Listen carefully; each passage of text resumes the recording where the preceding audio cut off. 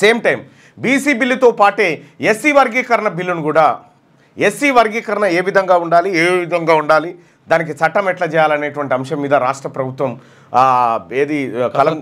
కసరత్తు చేస్తూ ఉంది. దానికి సంబంధించి ఏబిసిడి వర్గీకరణ ఉండాలని చెప్పి మందకృష్ణ మాదిగ గారు చెప్తా ఉంటే సో వర్గీకరణ 3 దశల్లోనే ఉంటుందని చెప్పి షమీమ్ అఖ్తర్ కమిటీ ఇచ్చినటువంటి నివేదిక నేపథ్యంలో మందకృష్ణ మాదిగ గారు స్టిల్ ఇప్పటికి కూడా అంశాన్ని లైమ్ లైట్లో ఉంచి ఏబిసిడి వర్గీకరణలో మాల సామాజిక వర్గానికి ఇతర కులాలను అటాచ్ చేశారు, కానీ ఇతర కులాల సంఖ్య తక్కువ ఉంది. సో మాదిగ సామాజిక వర్గానికి ఎక్కువ కులాలని అటాచ్ చేశారు. ఆ తర్వాత ఇంకొక గ్రూప్కి సంబంధించినటువంటి గ్రూప్ ఏకి సంబంధించినటువంటి కులాల విషయంలో ఉపకులాల విషయంలో కూడా కొద్దిగా తారతమ్యాలు ఉన్నాయనేటువంటి చర్చ ఆయన తీసుకొచ్చిండు. సో ఏది ఏమైనప్పటికీ కూడా ఒకటైతే నిజంగా మందకృష్ణ మాదిగ ఓపికకు నిజంగా హ్యాట్సప్ చెప్పాలి. ఇవాళ తెలంగాణ రాష్ట్రంలో ఉన్నటువంటి మొత్తం మాదిగ జాతి బిడ్డలంతా ఇవాళ మందకృష్ణ మాదిగ కళ్ళ వైపు చూస్తూ ఉన్నారు. దశాబ్దాల ఓపిక, ఎంతో పోరాటం, ఎన్నో ఆత్మహత్యలు, ఎన్నో ధర్నాలు, ఎన్నో రాస్తారోకాలు, ఎన్నో జైలు జీవితాల తర్వాత మందకృష్ణ మాదిగ తన ఉద్యమాన్ని తీరాన్ని చేర్చిండు.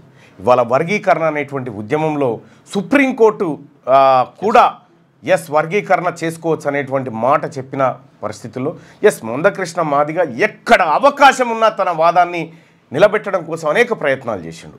అటు రాజశేఖర్ రెడ్డి ఉన్న సమయంలో ఆయన ద్వారా చేపించాలనుకుండు, చంద్రబాబు ద్వారా చేయించాలనుకుండు, నరేంద్ర మోడీ ద్వారా కూడా ఆఖరికి నరేంద్ర మోడీ సభలో కన్నీళ్లు పెట్టుకొని నా జాతి ఇంకెన్ని రోజులు ఈ అవస్థలు పడాలని చెప్పి అనేకమైనటువంటి ఉద్యమాలు చేసిండు.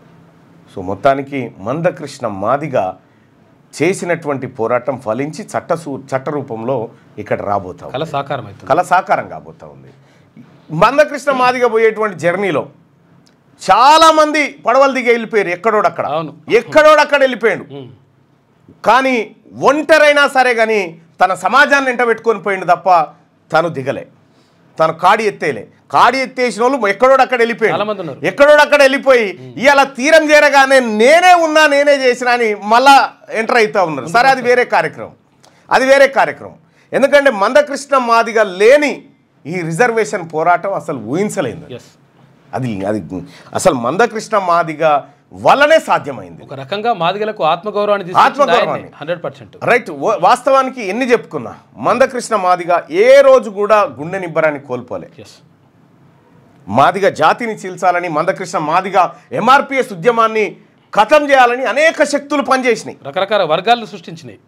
బుడ్డోడు కానించి పెద్దోడు దాకా అందరు ప్రయత్నం చేసిరు, కానీ తను నిలబెట్టిన పోయి హ్యాట్సప్ మొనగాడు మందకృష్ణ మాదిగ.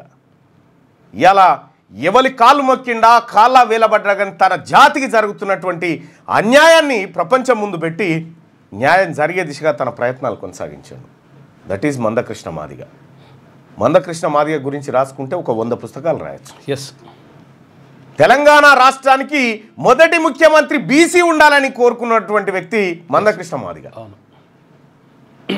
అంత గొప్ప వ్యక్తి. మాదిగల కోసమే కాదు, సామాజిక ఉద్యమాలన్నింటిలో ఉన్నాడు ఆయన. అగ్రవర్ణాలకు జరిగిన అన్యాయంలో కూడా ఆయనే ముందున్నాడు. బాధితులు ఎవరంటే వాళ్ళ పక్షాన. సో మందకృష్ణ మాదిగ గారు ఏదైతే ఈ ఎంఆర్పిఎస్ పోరాటం చేసిండో ఈ పోరాట ఫలితంగానే ఇలా కనీసం మాదిగల ఇళ్లలో కొంత ఆనందాలు వచ్చినాయి. ఇవాళ తెలంగాణ రాష్ట్రంలో ఉన్నటువంటి మాదిగ బిడ్డలంతా మందకృష్ణ మాదిగకు కృతజ్ఞతను చూపిస్తూ ఉన్నారు.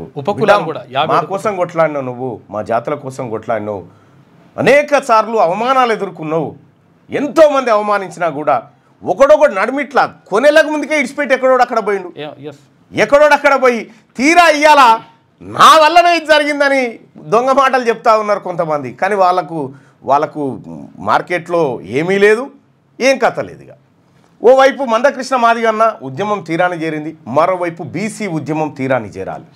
బీసీ ఉద్యమం కూడా తీరాన్ని చేరడం కోసం అందరినీ ఈ తెలంగాణ రాష్ట్రంలో ఉన్నటువంటి బీసీల మంచి కోరే ప్రతి ఒక్కరిని కలుపుకోవాల్సినటువంటి తరుణం ఇది.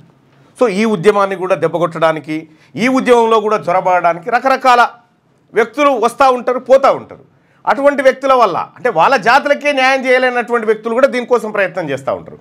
సరే అది వేరే టాపిక్. కానీ బీసీ ప్రజలారా, కొంతమంది దళారులు, కొంతమంది నయవంచకులు, కొంతమంది పగటేసగాళ్ళు వస్తారు.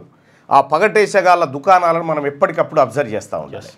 ఎందుకంటే ఆడో డబ్బా తెరుచుకొని తయారున్నారు కదా. అయ్యో మరి బీసీ ఉద్యమం వస్తే మరి మా డబ్బాలు ఏం కావాలంటే అటు దళితులు అనుకుంటే దళితుల కాడ మొత్తం మందకృష్ణ మాదిగ గారంట దళితులంతా ర్యాలీ అయిపోయారు.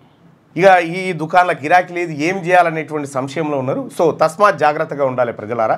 ఇటువంటి ఏది